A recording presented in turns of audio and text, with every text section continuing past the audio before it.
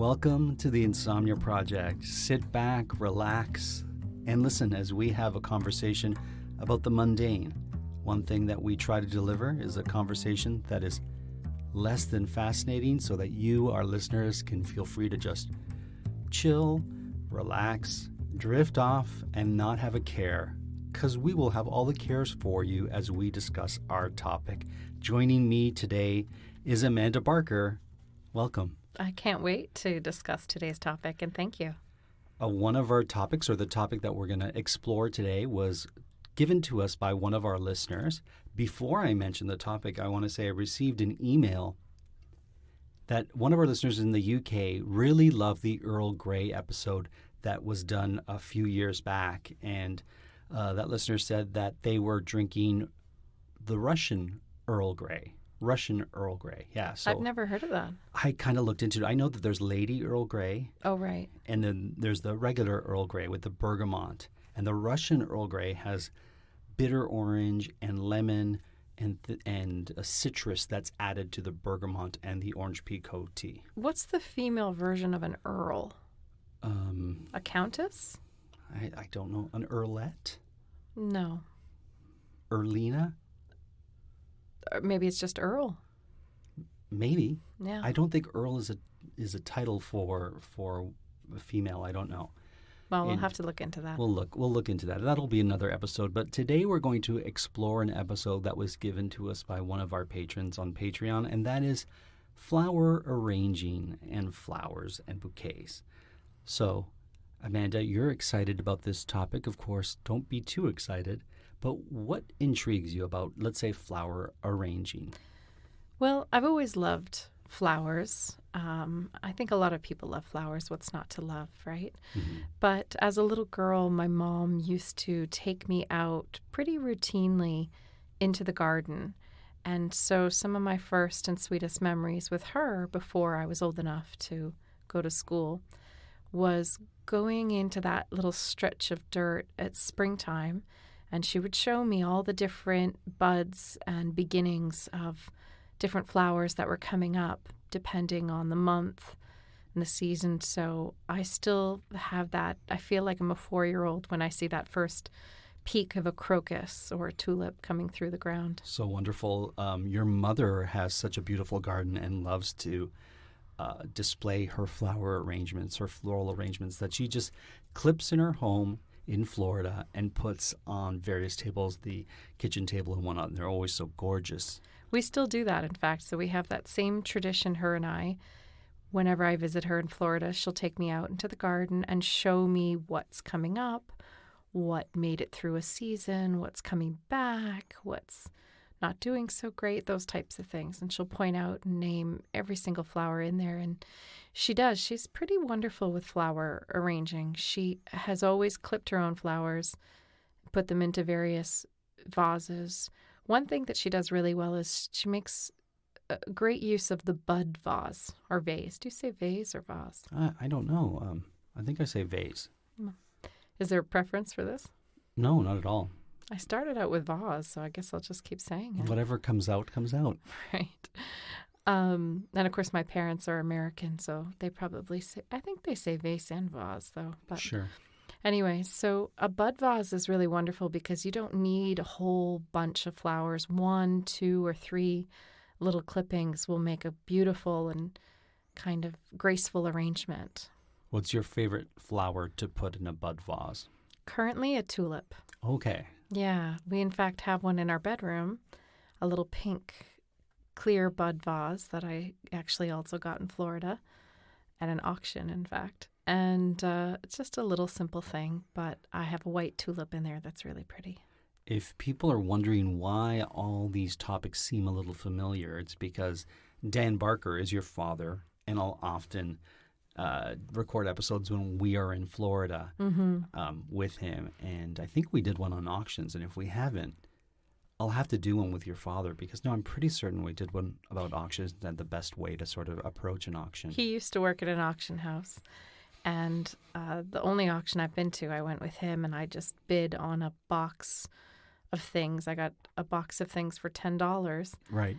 And I was bidding on it to get a clock for your sister for her birthday. It's in the shape of a crab. My sister's born in July, so anything we can get that represents the astrological sign of Cancer crab, we try to get her. Even though I don't think she loves it, that's sort of my pleasure to do that. Your homage to her. Yeah. Crab things. Yeah. So she didn't have a crab clock yet. That was one.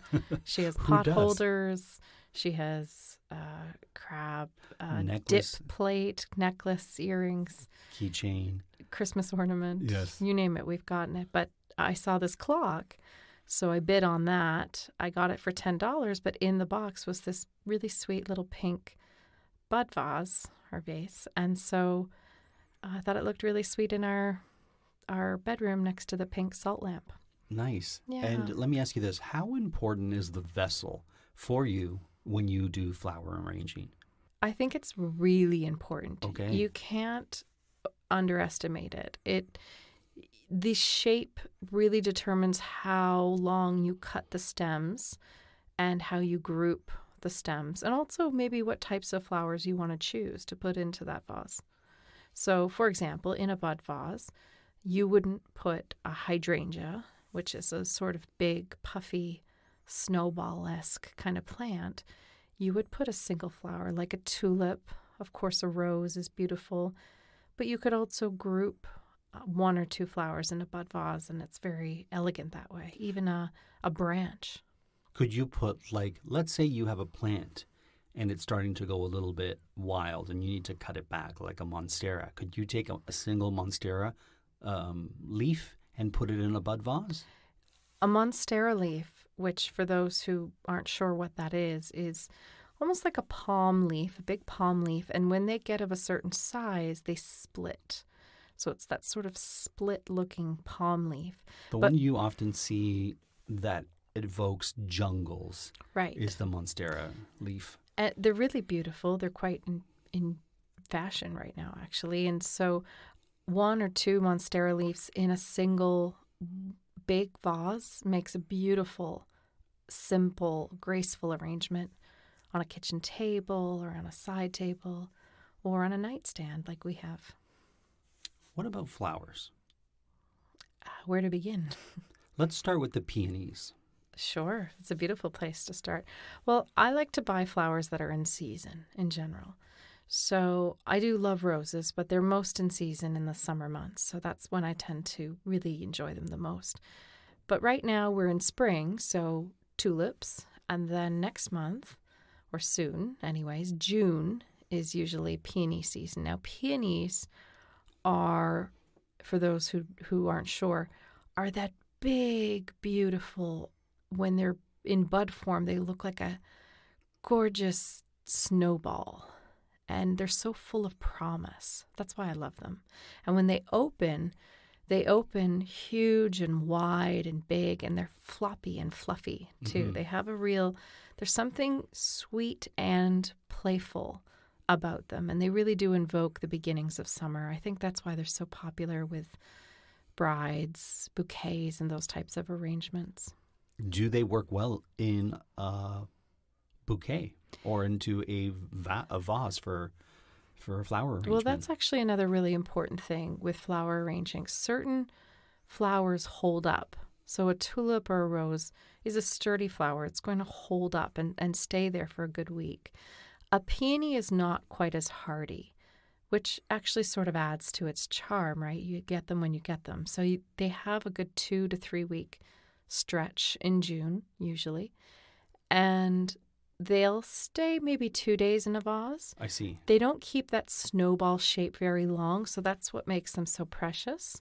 And then when they open up, they have a floppy, almost like a lazy dahlia. Oh, I love that. Mm. What other flowers do you want to talk about? Well, I can talk about dahlias. All right, let's do that. So a dahlia is a really big flower, and it usually comes, you'll usually see them mid to end of August. So even into September, they're sort of the last big flower of the summer. So if you go by your seasons, for those of us who are in a certain zone too, right? Your mm-hmm. zones affect when those flowers come to be. I always try to organize my flower garden that way. So we start with our crocuses. Those are the first little buds of spring. We move on to those gorgeous tulips. And then, of course, we have the peonies. Don't forget the daffodils. Daffodils, too, although I've never had much luck growing them. And then after peonies, generally speaking, you'll get into irises, made popular, I think, by Monet. Those beautiful purple flowers or white flowers. Lilies. Yellow sometimes, Yellow, too. too, yeah. Lilies then come after the iris. And then after the lily, usually, which could be a tiger lily or a day lily, summer lily, then Do we have daylilies? We do, right? We have, yeah. Yeah, we do. They don't always bud. Okay. So we'll have sort of the leaves of them around the fire hydrant out front in our house. But at the cottage, they tend to... They do very well at the cottage because they need a lot of sun. Oh, I see. That's why they're July's flower. And our friend Dale loves daylilies, doesn't she? Oh, I didn't know that. I thought she did. She's been on the program before. We'll have She her may. back. I'm not sure. Okay. I'll find out. And so then after all of that, you get your sort of last flowers of the summer. And of course, I'm just picking one of each month. There's lots. But so the dahlia is one of the last. And of course, made very popular by the famous black dahlia. Right. But the thing that most people don't know is that a black dahlia is truly actually a red dahlia. Like a deep velvet or... a dark red. Right. You know, almost like a blood red dahlia. And so that really rich purpley red kind of hue, that's a black dahlia. And they're a very big flower. They're a very hardy flower. They're a great one for a flower arrangement because they do last a good week or two in any vase. A Gerber daisy is also a great flower for a flower arrangement because they last, correct? They do last. They're very hardy, so they're really, and I should note that they're called Gerber or Gerbera daisies. Oh, I'm sorry. Well, just for those who might get, confused. But they are really popular with wedding bouquets and wedding arrangements, table arrangements, because they are so hardy, and you can get them in pretty much any color. Do you use a frog in the bottom of your vase or vase or container when you make flower arrangements? I generally don't. Okay. I do have one vase. We should probably explain what a frog is. So for those who don't know, do you want to explain it? Do you want me to? Oh, you go for it. So a frog is a little, it's a little pad at the bottom of a vase. It could even just be on a plate that you sort of put a little bit of water in, but little spikes sort of jet out of it, stick out of it, almost like little needles. And what happens is it catches on the stem of the flower. So you can actually just put the stem right on it and it will go right into it and hold it upright. So you don't need the vessel around it. So it almost looks like they're freestanding. They are really cool. They are really cool and they're really lovely. And I do have one that actually my mom bought me. But generally speaking, we actually have a very simple, you bought it before we even met, a very simple thin white vase. And I love that vase. Oh, do you like that? I do, yeah. It's the long one, like the wide one? Yeah, so it's, how do I describe it? I would describe it like this. Imagine a really big atlas, the size of an atlas. Mm-hmm. So it's as thin as a book would be, but it's as wide as something like an atlas or a big encyclopedia. And so it's wide and narrow. Mm-hmm. And so when you put flowers in it, they sort of fan out versus bunch out. They do. And what I like about it, I really love it when the flowers sort of pick a side. Oh. So that part of it is empty and then they sort of bunch and sort of cascade over one side. I just think that's lovely. Let me ask you about this. Let's talk about non-traditional containers for your flower arrangements and some that you have used or that you've seen, because I know you always enjoy looking at flower arrangements in various magazines that you have. That's true. So one thing that I love is to put any type of greenery. So it could be flowers or it could simply be branches, eucalyptus, monstera, as we mentioned. I love to take a nice maple branch. We have a maple tree, a Norway maple outside. I love to cut some of those branches and just put them into a vase. So in terms of size of vases. Different types of containers. And the reason I bring this up is I think it was you who did this once, and you used beautiful old china cups. I do, yeah. So that's actually 10 years ago what I wanted for my wedding shower were flowers in little sort of china teacups. I had a teacup sort of theme for that wedding shower. So I do love flowers in teacups. I love a grouping of branches or flowers in a mason jar. I love mason jars. We have lilacs. Beautiful. It's actually probably our most prolific flower that we have here in the house. And just outside, we have a gorgeous lilac tree that I think the previous owner of this house planted. And I look forward to that with glee every year. They're so gorgeous and so fleeting. They're beautiful. So I love to cut up lilacs and put them in a vase. I don't know. I suppose you have some memories of me doing that. Yes, I do.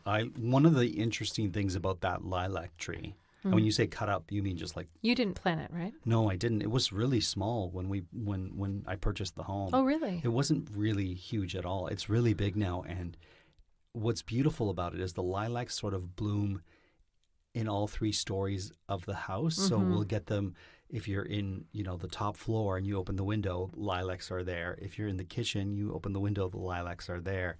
And people will walk by and want to clip our lilac tree. And we've seen people try to take lilacs off our tree. They don't stand up very well in a vase. My favorite vase for those beautiful purple blossoms is a silver pitcher that we... A water pitcher, right? That we rescued from our yard sale. Yeah, $2, but it was from Burke's. Pure silver, but it was very tarnished. I actually prefer it tarnished. For people who don't know what Burke's is, I would say it's the Canadian equivalent to Tiffany's. Absolutely. The jewelry store, or whatever it's called. They even sort of share the same kind of color scheme almost. So what would your favorite type of flower be then, Marco? Great question. I love spring for the crocuses. Oh, yeah? When they come out, they just cheer me up, and they're so feisty, I think, because they come out when it's still... Sometimes there's even snow on the ground here in Canada, and you'll see crocuses peeking out of the ground, and they sort of signify more flowers to come. That's right. And they're brave little flowers because they can often get trounced on because they're short, and so if people walk... Sometimes you'll see them in parks and gardens that are like right on the edge, and people will step on them, and they have to brave that too. So I always find... crocuses to symbolize courage and strength and bravery for me. I love poppies, wild poppies. Oh, I didn't realize that. I always love poppies. I do have a love for the peonies, and I actually mentioned this in an episode with Kevin, last week's episode, where we took peonies from my mom's home when she sold it. We took some of her peonies and we transplanted it to our house. And they're finicky, so you could transplant them, but they might not show up for a couple of years. But ours showed up, and they were beautiful. And I love the peonies because ants help to make them bloom. I didn't know that. Yeah, they're so tightly wound when you see a peony's bud before it opens up. Right. It's almost like a baseball. Like they're so... That's why they're so loved. It's like the most delicate... People love the bud of a peony. Oh, I didn't know that. That's why they're so... Most people don't prefer a peony when it's fully bloomed. They prefer either the bud or a half bloom, half bud. Yeah, when you see them in a wedding bouquet, for example, generally speaking, it's sort of half bloomed, half bud. It's not a full bloom there.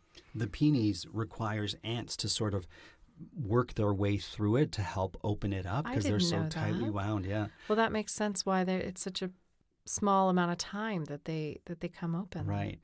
I also love, I do like the lilac, I have to say, but lavender.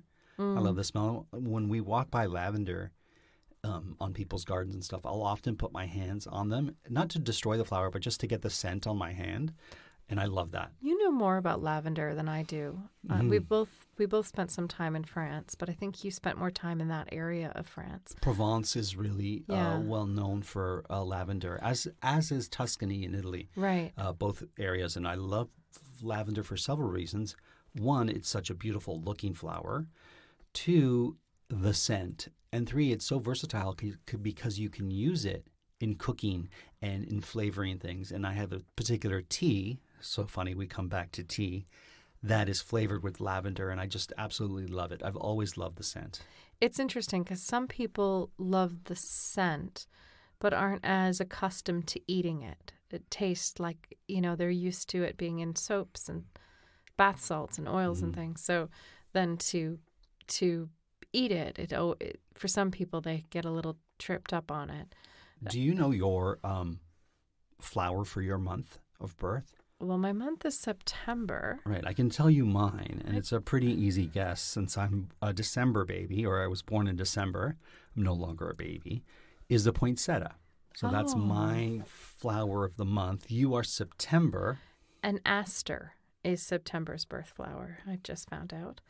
And also the morning glory. And do you like either of those flowers? The aster is sort of like a glorified daisy. Okay. It's pretty. I prefer a daisy. The morning glory is really pretty. It's sort of a trumpet-looking flower. I enjoy those flowers. I have to say neither one is my favorite. Okay. Which is your favorite? Of all flowers? Of all flowers. If you could have, I don't know, what flower brings you the most joy? Beautiful garden? Yeah, sure. That's really hard. I actually love allium. Oh, yes. Allium is sort of a broad term for anything in the garlic family. Onion family, right? Yeah, onion, garlic. Yeah. Those bulbs are all considered alliums. Okay. But generally speaking, in the flower world, when you say allium, what you're talking about is that big purple snowball, sort of, with that long, thick green stem. So I do love an allium. I really do. Taking a walk through a garden, tell me about the British garden, which I know you love, right? What makes a British garden one of your favorite? Well, it's traditionally called an English garden. Oh, sorry, that's what I meant to say. Oh, well, I only say it because there's probably people who say a British garden. I'm glad you say it because we have so many listeners from the UK that probably just all simultaneously rolled their eyes when I said that. But I don't know that they would call it an English garden necessarily. They just call it our garden. It might just be, well, and the other interesting thing about the term garden, in the UK, my understanding is from all the TV that I watch, they will call a backyard a garden. So any patch of sort of land or grass behind a house will be referred to as a garden, usually. Sure. At least on British real estate shows, it always is. Which you love to watch. Which I do love to watch, as do you. But in our neck of the woods, we will call it a yard, the backyard. Our backyard is a deck, so we just say out on the deck. And what flowers or plants do well on our deck? It's a great question. But I do want to go back to the English garden. Our money tree, when we take it out, does pretty well out on the deck. I always put palms. I just buy really big, fun, summery, tropical palms and put them out there, 3 or 4 big ones out there, and they do really well out there. And now I've lost that question. About the English garden. Oh, what makes an English garden? Or what makes you love an English garden? Let's word it like that. The thing is about an English garden, or what springs to mind when one says an English garden, is this sort of beautiful, slightly wild variety of wildflowers, sort of teeming together. So instead of having neatly planted rows, you would have roses. You would definitely have poppies. You would maybe have stephanotis. Which I love. Yeah. You might have, let me think of some other ones. That would ones. probably be the difference. Like that would be a notable difference from the English garden to, let's say, a Japanese garden, which is much more sort of structured and rows and cornflowers. Anything in the cornflower family is big with an English garden. Like echinacea is a type of cornflower. And anything that would bring butterflies and bumblebees, to me, that's sort of that teeming, colorful, slightly wild idea. There's something really beautiful and romantic about that. Sure. So another plant that we haven't talked about that I think we must is the gorgeous calla lily.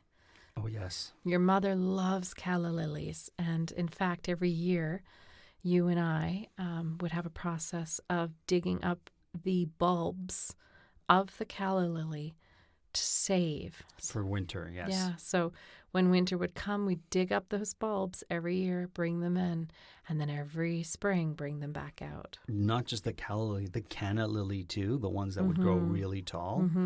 And we have to do that here because they'll freeze That's if right. we keep them in the container over the winter. So we dig them up, sort of shake the dirt loose from it so that they're as dry as they possibly can, and then put them on newspaper and in boxes and store them in cold or cool storage, and then bring them out and plant them again for the following year. And they tend to, what I love about those kind of lilies, calla lilies, anything in that family, is the bulbs will double, or more will appear every year. That's right. And I love that. Another flower that I think has become really, really trendy in the last 10 years, 20 years even, is the ranunculus. Now, which one's that one? That's one that you've seen, but you probably don't know the name of. It's in a lot of wedding bouquets, and it looks like a very, very tightly wound circular rose, almost like a mini peony in a way, but like a circular, tightly wound rose. Okay. Lots of petals. Like a peony, you kind of want it before it has its full bloom, so it has that sort of tightly wound, compartmentalized kind of beauty. So ranunculus are ones that are really, really popular right now as well. Well, as we get to the last few moments of this episode, any other flowers we may have missed that you want to mention, Amanda? Yeah, I think we should maybe just give a little shout out to delphiniums, pansies, daisies, your mother's favorite flower and her wedding flower. Who doesn't love a little June daisy? Sure. Well, we'll end it with that, a little June daisy. Thank you for listening, Amanda. Thank you for being on this episode. I'll talk about flowers any day. If there's a topic that you want to hear, if you want to hear more on flowers, you let us know. We'll be happy to explore your favorite flower, and we'll take a walk through other gardens if you'd like. Until then, we hope that this episode brought you some calm and peace, and we hope you were able to listen and sleep.